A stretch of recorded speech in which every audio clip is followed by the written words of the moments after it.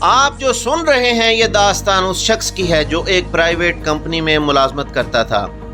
اس کے گھر کے حالات بہت خراب تھے، وہ بہت زیادہ پریشان رہتا تھا، وہ اوور ٹائم بھی لگاتا تھا، ساری رات سو نہیں پاتا تھا، وہ بہت زیادہ الجھنوں کا شکار تھا، وہ بہت زیادہ چڑچڑا ہو گیا اور ڈپریشن کا شکار ہو گیا۔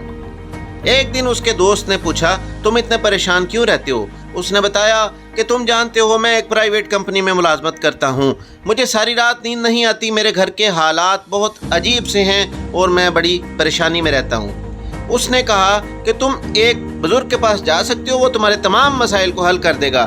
اس نے کہا ہاں مجھے بتاؤ، میں اسی بزرگ کے پاس ابھی جاؤں گا۔ جب وہ بزرگ کے پاس پہنچا تو بزرگ نے کہا بیٹا دیکھو میرے پاس 100 اونٹ ہیں، آج رات تم میرے پاس رکو، میں تمہیں تمہارے مسائل کا حل بتاؤں گا۔ اس نے کہا ٹھیک ہے۔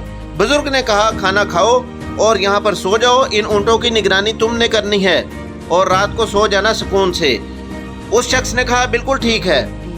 وہ جب رات کو سونے کی کوشش کرتا تو کبھی کوئی اونٹ کھڑا ہو جاتا، آواز کرنے لگ جاتا، کبھی کوئی اونٹ کھڑا ہو جاتا، وہ جاتا اونٹ کو پیار سے سہلاتا، اس کو بٹھاتا اور دوبارہ جا کر سونے کی کوشش کرتا، وہ دیکھتا پھر اس کے ساتھ والا اونٹ کھڑا ہو گیا ہے، وہ اس کو بٹھاتا پھر اس کے ساتھ والا اونٹ کھڑا ہو گیا ہے۔ ساری رات اس کی اسی پریشانی میں گزر گئی۔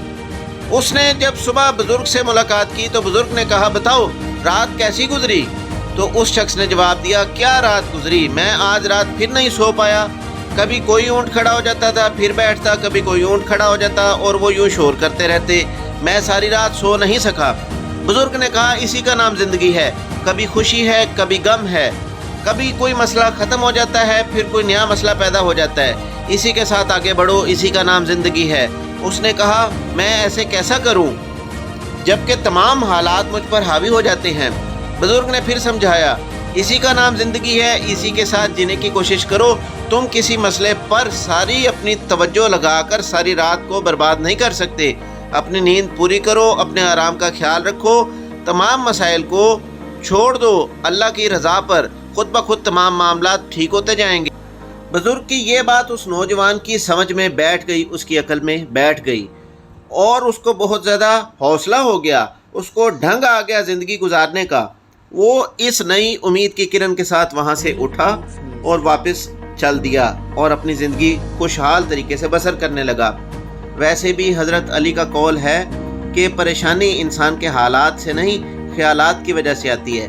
اپنے خیالات کو مثبت رکھیں، حوصلے سے زندگی گزاریں اور وہ کام جن میں آپ کا بس نہیں چل رہا ان کو اللہ کی رضا پر چھوڑ کر آگے بڑھنا سیکھیں اور اپنی زندگی گزارنی سیکھیں۔